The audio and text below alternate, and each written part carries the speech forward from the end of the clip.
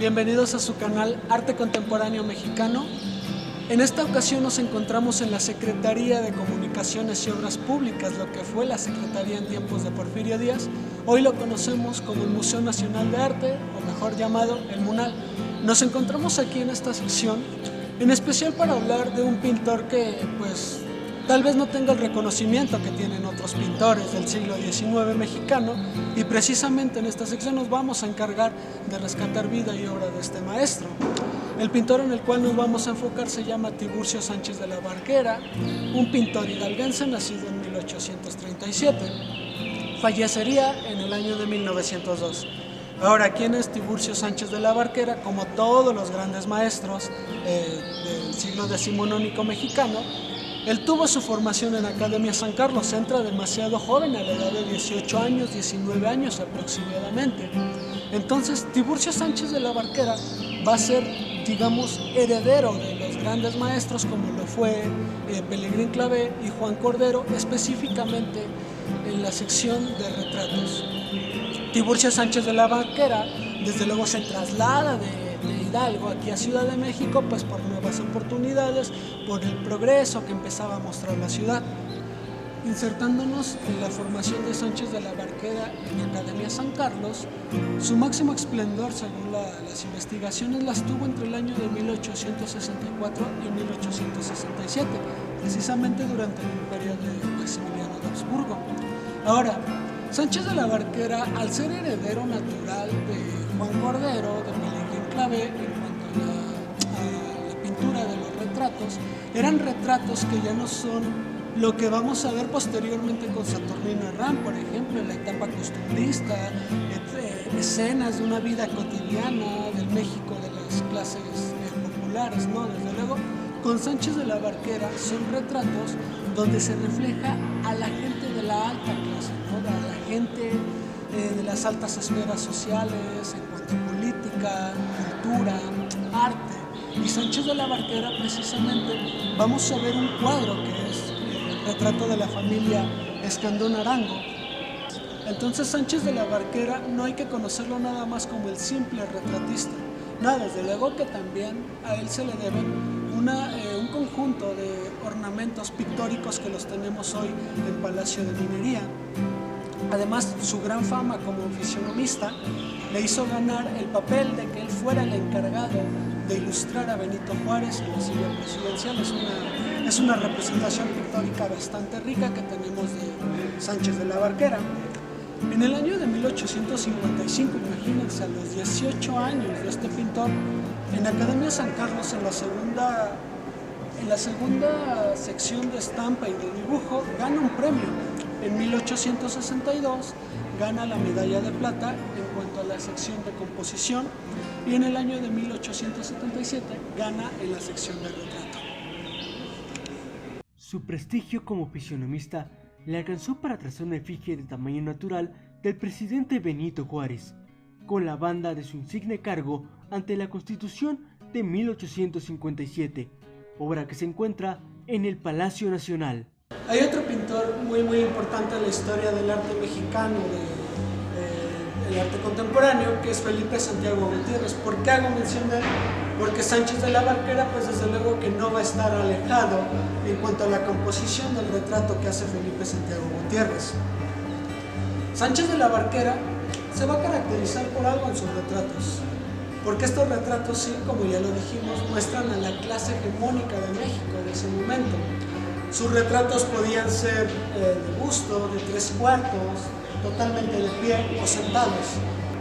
Como lo mencionamos anteriormente, el romanticismo y el realismo van a ser los lenguajes pictóricos que predominan en la pintura del siglo XIX, en la última parte del siglo decimonónico. Entonces, los retratos que va a pintar Sánchez de la Barquera no van a estar alejados de esto. ¿Por qué? Porque sus retratos van a representar precisamente a estos personajes, a los protagonistas, en los cuales uno no necesita ser el gran conocedor, el gran historiador del arte para poder incluso decir a qué clase social pertenece. No se necesita hacer un gran análisis, porque la pintura de Sánchez de la Barquera te muestra en los ropajes en los linajes a los cuales pertenecen estas personas. Ya anunciamos que la familia Escandón Arango van a ser los retratados en esta pintura que al final vamos a exponer de Tiburcio Sánchez de la Barquera. Cabe preguntarse quiénes fueron los Escandón Arango, ¿no? Porque pareciera fácil decir el retrato de los Escandón Arango, ya no. Los Escandón Arango, al igual que familias como los de la Torre, los Limantur, los Barrón, fueron grandes familias hegemónicas que son muy importantes para la historia, digamos, la historia empresarial del siglo XIX mexicano. Los Escandón Arango tienen sus raíces en las primeras generaciones de ellos, que fueron desde luego en el México colonial, donde estas familias, pues desde luego que reinaban en cuanto a la economía, encontrando en la minería y la agricultura sus fuentes más abastecedoras. Ahora, en el México del siglo XIX que llega, ¿no?, la modernidad, esta ideología, pero la modernidad va a ser reflejada en diferentes aspectos de la vida de México. Entonces, estas familias desde luego que tienen que ir acompañadas de esta modernidad, porque ya no pueden, digámoslo, quedarse estancadas, ¿no? Entonces, estas familias comienzan a modernizarse, ya no nada más se van a manejar aspectos como la minería, como la agricultura, pues desde luego abren sus campos. Los Escandón Arango se dedicaron a asuntos de comercio, asuntos de transporte, eran prestamistas, se metieron a asuntos bancarios, eran contratistas y también veían todo lo de en cuanto a bienes raíces. En el último tercio del siglo XIX, los Escandón Arango, ya en la época de Porfirio Díaz, adquieren una cantidad bastante numerosa de terrenos aquí en Ciudad de México. Pero ¿qué pasa en el estado de Morelos? En Morelos, desde luego, compran demasiadas haciendas azucareras.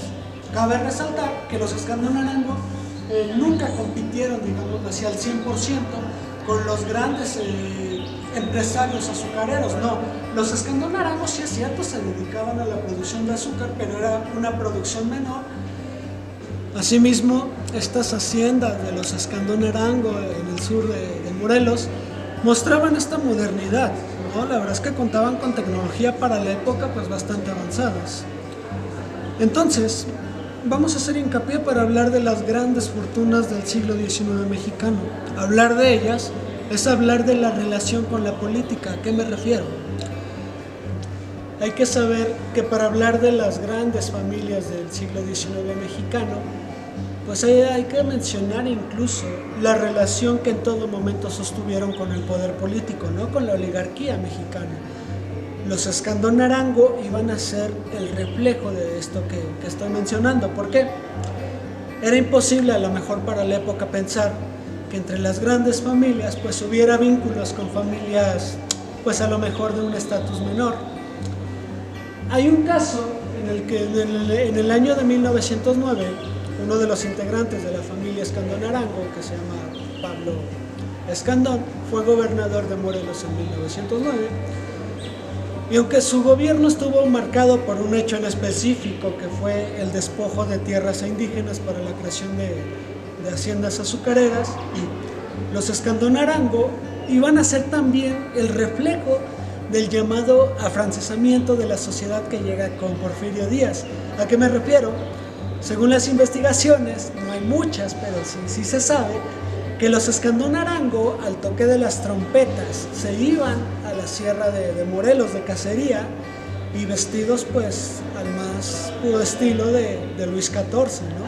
Todo esto aunado de que los Escandón Arango no solo formaban alianzas matrimoniales con la oligarquía mexicana, no, desde luego que también se formaban estos matrimonios con la aristocracia europea, ¿no? Entonces los Escandón Arango iban a tener principalmente con Francia y con Inglaterra esta asociación, ¿no? Se dice incluso que compraron un castillo a las afueras de París. Y pues en conclusión, los Escandón Arango van a ser una familia muy muy importante para hablar de la historia de estas grandes fortunas del siglo decimonónico mexicano. Como reflejo del vínculo que existía entre los Escandón y la política, se tiene el ejemplo de Pablo Escandón, quien fue gobernador de Morelos en 1909. Su gobierno se manchó con el hecho de que le arrebató sus tierras a los campesinos de la región, para su beneficio. Bueno, ya dentro de la sala del Munal, aquí en Arte siglo XIX, a mis espaldas se encuentra el retrato de los Escandón Arango, pintado por Tiburcio Sánchez de la Barquera en el año de 1867. Es un óleo sobre tela, sus medidas son 1.92 de alto por 1.67 de ancho. Anteriormente, pues ya mencionamos quiénes son los Escandón Arango. Posiblemente nos podríamos imaginar que la pintura de Tiburcio Sánchez iba a retratar a la familia Escandón Arango. Sin embargo, solo podemos ver aquí a 4 infantes que son los hijos de los Escandón Arango. Nos encontramos con el hijo mayor, Alejandro Escandón Arango. Tenemos a María Dolores Escandón Arango, María de la Luz Escandón Arango, la más pequeña, y Vicente Escandón Arango. Sánchez de la Barquera hace una escena cotidiana. Sin embargo, podemos ver que aquí los 4 infantes son representados incluso como adultos. No, lo podemos ver en las telas que posee esta pintura, en las telas que Sánchez de la Barquera le dibuja a estos niños. La familia Escandón Arango, como bien ya dijimos, era una de las grandes familias del siglo XIX mexicano. La escena está situada en la parte trasera donde ellos habitaban. Por eso yo digo que es una escena muy cotidiana. Sin embargo, pasemos a ver la postura de cada infante. El hermano mayor, Alejandro Escandón Arango, podemos ver que en su mano izquierda posee lo que es una especie de vara de mando. Porque posiblemente esto va relacionado con el mayorazgo, donde el hermano mayor se tiene que encargar de administrar las riquezas de la familia.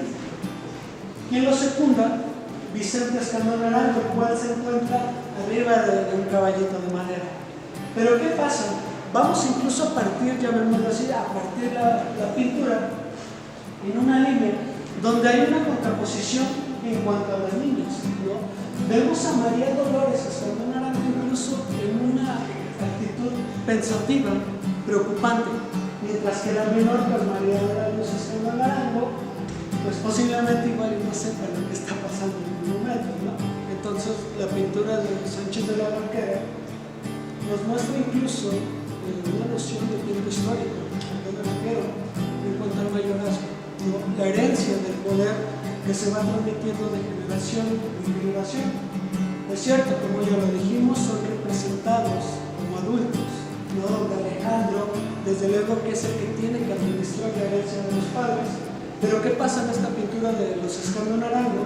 Que aunque son representados como adultos, Sánchez de la Barquera no deja de lado la infancia por la cual estos niños están pasando. Me refiero a artículos, por ejemplo, el caballito de juguete, el aro, incluso esta especie de silbato que María Dolores posee. Algo que también hay que señalar de esta pintura es que contrasta en cuanto a su composición y los colores. En el centro, donde se encuentran los infantes, tenemos desde luego una composición muy colorida. Los rostros, los ropajes, a diferencia de la escena de atrás, ¿no? Que es la de la naturaleza, el cielo, son colores pues un tanto más opacos. Entonces con esto Sánchez de la Barquera pues nos muestra una época, ¿no? Un siglo XIX mexicano donde era muy pequeños los grupos que poseían las grandes riquezas. Los Escandón Arango fueron uno de los grandes representantes de la historia empresarial de México. Y esto fue todo. Muchas gracias.